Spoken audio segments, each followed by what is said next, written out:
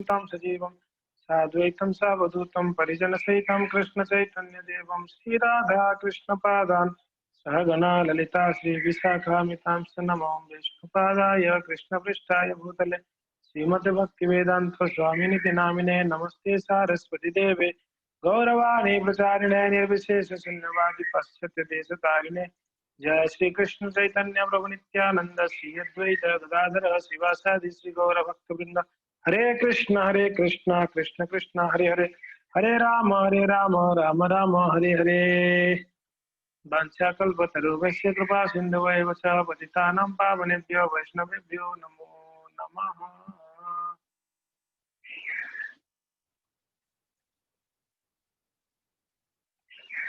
Important श्लोक उच्चारण कर लें, अगर आप लोग का आज्ञा हो तो करें। क्या आज्ञा है?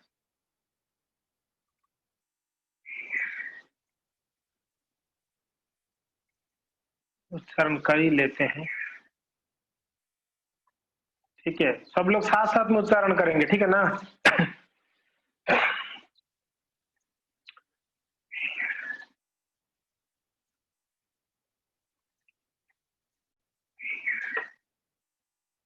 धृतराष्ट्र उवाच धर्मक्षेत्रे कुरुक्षेत्रे समवेतायुश्चवः मामकाः पाण्डवाश्चैव किमकुर्वत सञ्जय कार्पण्यदोष उपहतः स्वभाव पृच्छामि त्वां धर्मसम्मूढचेता यस्यास्मान् निश्चितं ब्रूहि तन्मे शिष्यस्म्यहं साधिमां त्वां प्रपन्नम्।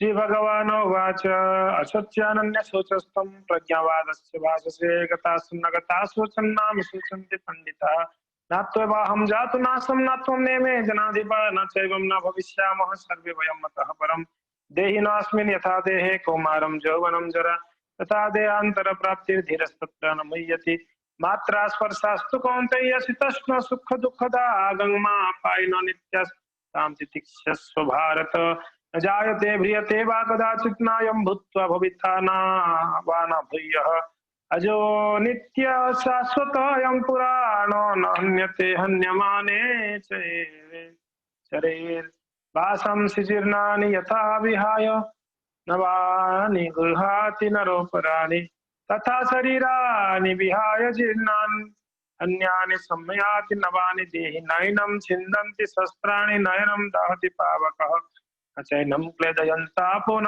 शोषयति मारुतो जातस्य हि ध्रुवमृत्युर्ध्रुवं जन्म मृतस्य च तस्मात् परिहार्थे न त्वं शोचितुमर्हसि देहि नित्यम् अवधेयं देह सर्वस्य भारत तस्मात् सर्वाणि भूतानि न त्वं शोचितुमर्हसि नेहाभिक्रमनाशस्ति पत्यवायो न विद्यते स्वल्पमप्यस्य धर्मस्य त्रायते महतो भयात्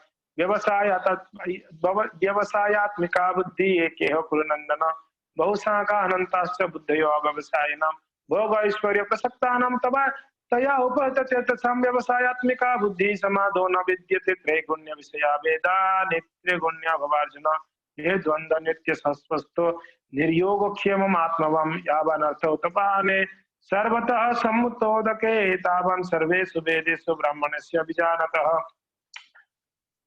विषया विनिवर्तन्ते निराहारस्य देहिनः रसवर्ज्य रसपस्य परं दृष्टा निवर्तते ध्यायतो विषयान् पुंसा संगस्ते उपजायते संगा संजायते कामः कामात् क्रोधा विजायते क्रोधात् भवति सम्मोहः सम्मोहात् स्मृतिविभ्रमः स्मृतिभ्रष्टात् बुद्धिनाशो बुद्धिनाशो प्रणश्यति रागद्वेषो विमुक्तेषु विषयानिन्द्रियश्चरन् आत्मवैश्यर्विधि आत्मा प्रसादमधिगच्छति या निशा सर्वभूतानां तस्यां जागृति संयमे यस्यां जागृति भूतानि सा निशा पश्यतो मुनेः यज्ञार्थम यज्ञार्थकर्मणान्यर्थं लोकयं कर्म बन्धना तदर्थं कर्म कौन्तेय मुक्त संघ समाचर अन्नाद् भवन्ति भूतानि पर्जन्यात् अन्नसम्भव यज्ञात् भवन्ति पर्जन्य यज्ञः कर्म समुद्भव यद्यद्याचरति श्रेष्ठस्तत्तदेव तनो जनः स यत् प्रमाणं कुरुते लोकस्तनुवर्तते प्रकृते क्रिये कर्माणि गुणैः कर्माणि सर्वशः अहंकार विमूढात्मा कर्ता मयि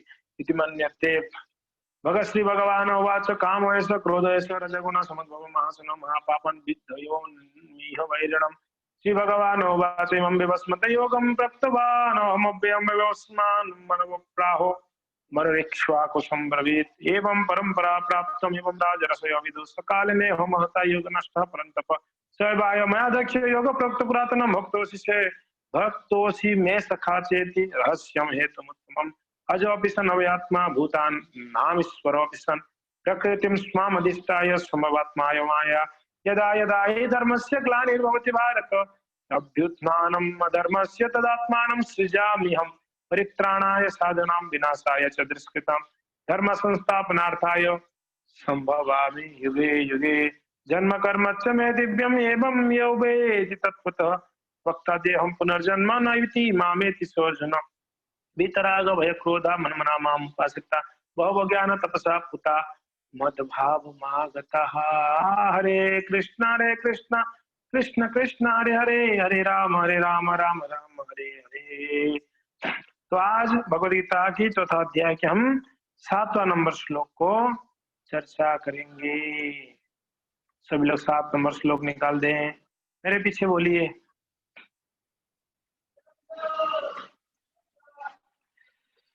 बड़ा प्रसिद्ध श्लोक है, इसको सब लोग को याद है। ये श्लोक यदा यदा हि धर्मस्य, सब बोलिए, ग्लानिर्भवति भारत ग्लानिर्भवति भारत अभ्युत्थानम् अधर्मस्य तदात्मानं सृजाम्यहम्। तो भगवान कहते हैं कि अर्जुन, जब जब धर्म का ग्लानि हो जाती है, ग्लानि यानी घट जाती है धर्म, और जब जब अधर्म बढ़ती है, तब तब क्या होता है, मैं अवतरित लेता हूं। किसके लिए लेता हूं अवतरण? धर्म को पुनर्स्थापना करता हूं, अधर्म को नाश करता हूं। भगवान कहते हैं अभ्युत्थानम अधर्मस्य तदात्मानं सृजाम्यहम्। वापस धर्म को स्थापना करने के लिए मैं प्रकट होता हूं। फिर श्री भगवान ने अगले श्लोक में कहते हैं परित्राणाय साधूनां विनाशाय च दुष्कृतां धर्म संस्थापनार्थाय संभवामि युगे युगे। और अर्जुन, मैं साधुओं को रक्षा करने के लिए, दुष्टों को नाश करने के लिए, धर्म को स्थापना करने के लिए युग युग में मैं क्या होता हूँ, प्रकट होता हूँ। तो यहाँ पर भगवान अपना प्राकट्य का कारण बतलाते हैं। भगवान बोले कि अर्जुन, ये भगवगीता का ज्ञान मैंने पहले भी दिया था, अभी उस्मान मनु को दिया था, मनु ने इक्ष्वाकु को दिया था, इक्ष्वाकु उनके पुत्र को दिया था। ऐसे होते होते क्या हुआ, काल क्रम में ये ज्ञान लुप्त हो गया। इसके कारण मैं वापस इस ज्ञान को आपको दे रहा हूँ। क्यों दे रहा हूँ? क्योंकि भक्तों से सखा चेत, आप मेरे भक्त भी हो, साथ साथ मेरा सखा हो, इसके लिए मैं आपको दे रहा हूँ। अर्जुन बोला, आपने कब सूर्य को दिया था? अरे बाबा, बहुनी में जन्म व्यतीतानि जन्मानि तब था अर्जुन, आपका मेरा बहुत जन्म हो गया है। अर्जुन बोला, अच्छा ऐसा है क्या, बहुत जन्म हो गया क्या? बोला, और क्या, मगर मुझे सब याद है, आपको कुछ याद नहीं है। हो, अच्छा बहुत जन्म क्यों भाई, आप हमेशा क्यों जन्म लेते हैं? अर्जुन के मन में प्रश्न आया। तो भगवान यहाँ पर कहते हैं कि बेटा, मैं जन्म लेता हूँ किसके लिए? जब धर्म का ग्लानि हो जाती है, अधर्म बढ़ जाता है, तब मैं आता हूँ। क्या करता हूँ मैं? साधुओं को रक्षा करता हूँ, अधर्मियों को, जो असुर लोग है, राक्षस लोग है, उन लोगों को विनाश करता हूँ, और मैं धर्म को स्थापना करता हूँ, इसके लिए मैं आता हूँ। ये 2 श्लोक को अर्जुन के कंफ्यूजन को क्लियर करने के लिए बताओ। अर्जुन के मन में कंफ्यूजन हुआ, क्यों आप हर युग में आते हो? तो मेरा कुछ विशेष काम इसलिए आता हूं। तो यदा यदा ही धर्मस्य ग्लानिर्भवति भारत अभ्युत्थानम अधर्मस्य तदात्मानं सृजाम्यहम्। तो मैं ही तात्पर्य पढ़ता हूं, आप लोग ध्यान से सुने। यहाँ पर सृजामि शब्द महत्वपूर्ण है। सृजामि सृष्टि के अर्थ में नहीं प्रयुक्त हो सकता, क्योंकि पिछले श्लोक के अनुसार भगवान के स्वरूप या शरीर की सृष्टि नहीं होती, क्योंकि उनके सारे स्वरूप शाश्वत रूप से विद्यमान रहने वाले हैं। तो यहाँ पर रूपा जी कहते हैं कि ये जो सृजामि, ये यानी सृजामि सृष्टि के अर्थ में नहीं प्रयुक्त की जाती है, क्योंकि पिछले श्लोक में कहा गया है ना, भगवान का स्वरूप जो है वो शाश्वत स्वरूप है, ये सृष्टि के लिए नहीं है, क्योंकि उनके सारे स्वरूप शाश्वत रूप से विद्यमान रहने वाले हैं। जो हमने यहाँ पर देखते हैं भगवान रामचंद्र है, भगवान बराह है, नरसिंह, ये सब शाश्वत रूप है आध्यात्मिक लोक में, यहाँ पर लीला करने के लिए आते हैं। अतः सृजामी का अर्थ है कि भगवान स्वयं यथारूप में प्रकट होते हैं, कोई अलग रूप नहीं है, उनका वही स्वरूप में यहाँ पर प्रकट होते हैं। यहाँ पर नरसिंह देव है ऑलरेडी, ऊपर नरसिंह लोक है, उस लोक से आते हैं, लीला करते हैं, वापस उस लोक में चले जाते हैं। यद्यपि कार्यक्रमानुसार अर्थात ब्रह्मा के एक दिन में 7वें मनु में 28वें युग में द्वापर के अंत में प्रकट होते हैं, कौन? भगवान। किंतु वे इस नियम का पालन करने के लिए बाध्य नहीं है जी, क्योंकि वे स्वेच्छा से कर्म करने के लिए स्वतंत्र होते हैं, है कि नहीं? भगवान स्वतंत्र है। हम जानते हैं कृष्ण कब आते हैं? ब्रह्मा जी के, हाँ, जो 14 मनु आता है, ब्रह्मा जी के एक दिन में कितना मनु आते हैं? 14 मनु आते हैं। 14 मनु में जो 7वां मनु है ना, उस 7वां मनु की 28वां चतुर्युग में जो द्वापर आता है, उसमें भगवान कृष्ण आते हैं, और उसी 28वां चतुर्युग में जो कलयुग आता है, उसमें महाप्रभु चैतन्य महाप्रभु पधारते हैं। तो यहाँ पर फिर प्रभुपाद जी कहते हैं जरूरी नहीं कि भगवान बाध्य आना ही पड़ेगा उस समय, नहीं, भगवान स्वेच्छा से आते हैं, स्वेच्छा से जाते हैं, उनको कोई बाध्य नहीं कर सकता आपको आना है करके। इसको क्लियर करेंगे भगवान नेक्स्ट श्लोकों में। बाध्य नहीं है, क्योंकि वे स्वेच्छा से कर्म करना के लिए स्वतंत्र है। अतः जब भी अधर्म की प्रधानता तथा धर्म का लोप होने लगता है, तो वे स्वेच्छा से प्रकट होते हैं। धर्म के नियम वेदों में दिए हुए हैं, और यदि इन नियमों के पालन में कोई त्रुटि आती है, तो मनुष्य अधार्मिक हो जाता है। वेदों के नियमों को जो उल्लंघन करता है वो अधर्मी है, जो वेदों के नियमों को पालन करता है वो धर्मी है। सिंपल बात है। धर्म क्या है? जो शास्त्र को मानता है वो धर्म है, जो शास्त्र को नहीं मानता है धर्मी है। श्रीमद् भागवत में बताया गया है कि ऐसे नियम भगवान के नियम है। हाँ, धर्मम साक्षात भगवत प्रणीतम, यानी भगवान ने नियम बनाए हैं, केवल भगवान ने किसी धर्म की व्यवस्था कर सकते हैं। वेद भी मूलतः ब्रह्मा के हृदय में से भगवान द्वारा उच्चारित माने जाते हैं। अतः धर्म के नियम भगवान के प्रत्यक्ष आदेश है जी। देखिए उस श्लोक आ गया, धर्मम साक्षात भगवत प्रणीतम। भगवत गीता में आद्योपांत इन्हीं नियमों का संकेत है। वेदों का उद्देश्य परमेश्वर के आदेशानुसार ऐसे नियमों की स्थापना करना है, और गीता के अंत में भगवान स्वयं आदेश देते हैं कि सर्वोच्च धर्म उनकी ही शरण ग्रहण करना है। क्या धर्म है? सर्वधर्मान परित्यज्य, यही धर्म है जीव का। सारे धर्म को त्यागो, मामेकम शरणम ब्रज, मेरे शरण में आओ, यही धर्म है जीव का। वैदिक नियम जीव को पूर्ण शरणागति की और अग्रसर कराने वाले हैं, और जब भी असुरों द्वारा इस नियमों में व्यवधान आती है तभी भगवान प्रकट होते हैं। श्रीमद् भागवत पुराण में हम जानते हैं कि बुद्ध कृष्ण के अवतार है, जिनका प्रादुर्भाव उस समय हुआ जब भौतिकतावादी का बोलबाला था, और भौतिकतावादी लोग वेदों को प्रमाण बनाकर उनकी आड़ में रहते थे। यद्यपि वेदों में विशिष्ट कार्यों के लिए पशु बलि के विषय में कुछ सीमित विधान थे, किंतु आसुरी वृत्ति वाले लोग वैदिक नियमों का संदर्भ दिए बिना पशु बलि को अपनाए हुए थे। भगवान बुद्ध इस अनाचार को रोकने के लिए अहिंसा के वैदिक नियमों की स्थापना करने के लिए अवतरित हुए। तो जब भगवान बुद्ध क्यों आए थे? लोग उस शास्त्रों से ही निकाल कर बोलते थे कि शास्त्र में बताया गया पशु बलि का, तो खूब पशुओं को काट के खाते थे अपनी जीवा की संतुष्टि के लिए। तो भगवान बोले हाय हाय, मैंने शास्त्र दिया था लोगों को धार्मिक बनाकर भक्त बनाने के लिए, ये लोग तो शास्त्रों को ही सहारा लेके पाप कर रहे, तो इनको कैसे रोका जाए? भगवान एक अवतार लिए, बुद्ध अवतार, भगवान बुद्ध आके क्या, लेकिन देखो अहिंसा परमो धर्म, हिंसा मत करो, अहिंसा ही परम धर्म है।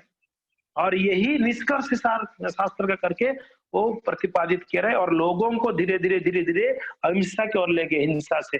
जब अहिंसा से अहिंसा की ओर गए, फिर लोग जब पाप रोक दिया लोग, तब दया आ गई जीव के प्रति। जब दया आई तभी वो शास्त्र को समझ में आ गया उनको धीरे धीरे। ये तथ्य नहीं है केवल भारत के ही धरती में भगवान अवतरित होते हैं, वे कहीं भी और किसी भी काल में इच्छा होने पर प्रकट हो सकते हैं। वे प्रत्येक अवतार लेने पर धर्म के विषय में उतना ही कहते हैं जितना उस परिस्थिति में जन समुदाय विशेष समझ सकता है। उस समय जितना जरूरत है उतना ही भगवान बोलते हैं। का स्थान, काल और व्यक्ति कौन है, उस समय कैसे लोग हैं, उसके हिसाब से क्या है। पीछे से निकाल। तो भगवान उतना आदेश देते हैं, लेकिन उद्देश्य एक ही रहता है, लोगों को इस भावना भावित करना तथा धार्मिक नियमों के प्रति आज्ञाकारी बनाना। कभी वे स्वयं प्रकट होते हैं, तो कभी अपने प्रामाणिक प्रतिनिधि को अपने पुत्र या दास के रूप में भेजते हैं, या वेश बदलकर स्वयं में प्रकट हो जाते हैं। वेश बदलकर महाप्रभु आगे, वेश बदलकर भगवान के रूप में नहीं आए, महाप्रभु छन्न अवतार बन के आगे, या तो कोई उनके भक्तों की को भेजते हैं, जैसे प्रभुपाद महाराज जी उनके परम भक्त, उनको भेजे, जाओ हाँ सबको प्रचार करो कृष्ण नाम का।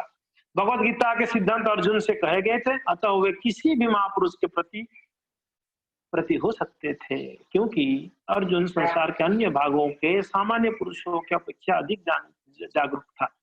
2 और 2 मिलकर 4 होते हैं। यह गणितीय नियम प्राथमिक कक्षा के विद्यार्थी के लिए उतना ही सत्य है जितना कि उच्च कक्षा के विद्यार्थी के लिए है कि नहीं है। 2+2 छोटे बच्चे को हम सिखाते हैं, वो ऐसा नहीं कि बड़ा होने के बाद वो 2+2 4 की जगह 8 हो जाएगा, वो 2+2 4 ही रहेगा जी। तो ये नियम सभी के लिए है। अतः सॉरी हो गया। तो भी गणित उच्च स्तर तथा निम्न स्तर का होता है। अतः मगर गणित अगर छोटे बच्चे हैं तो उनको उनके हिसाब से गणित सिखाया जाता है। जब हायर स्टडी में जाते तो गणित उनका डिफिकल्ट होती, फिर a+b का होल स्क्वायर समझाते हैं, फिर क्या गणित समझाते हैं जब उच्च कक्षा में जाते हैं। अतः भगवान प्रत्येक अवतार में एक जैसे सिद्धांतों की शिक्षा देते हैं जो परिस्थितियों के अनुसार उच्च या निम्न प्रतीत होते हैं। जैसा कि आगे बताया जाएगा, धर्म के उच्चतर सिद्धांत 4 वर्णाश्रम को स्वीकार करने से प्रारंभ होते हैं। अवतारों का एकमात्र उद्देश्य स्वतंत्र कृष्ण वामनामृत को उद्योधित करना है। परिस्थिति के अनुसार यह भावनामृत प्रकट तथा अप्रकट होता है। शिला प्रभुपाद की जय, गौर भक्त वृंद की जय, निताय गौर हरि प्रेमानंदे। बड़ा सरल और सुंदर तात्पर्य शिला प्रभुपाद महाराज जी दिए कि भगवान हर युग में प्रकट होते हैं धर्म का स्थापना करने, और धर्म का ज्ञान को लोगों की समझ के अनुसार समझाते हैं। अगर लोग डल माइंडेड है तो भगवान उनको उतना ही ज्ञान देते हैं जितना समझ पाएंगे। लोग बुद्धिमान है तो उनको उतना ज्ञान देते हैं परिस्थिति के अनुसार। तो वैसा अभी जो समय चल रहा है, इस समय लोगों को आप शास्त्रों को ज्यादा ज्ञान दोगे, लोग समझ में नहीं आएगा। लोगों को बोलो नाम जप करो, यही सारे, तो लोग अच्छा नाम ही जप करना है, चलो ठीक है जप कर लेते। सरल विधि से उनको भगवत भक्ति सिखानी है, और यही वेदों का सार है, भगवान नाम का जप कर, है कि नहीं। तो नेक्स्ट श्लोक जो है परित्राणाय साधनम, कल हम उसको चर्चा करेंगे। हरे कृष्णा। श्रील प्रभुपाद।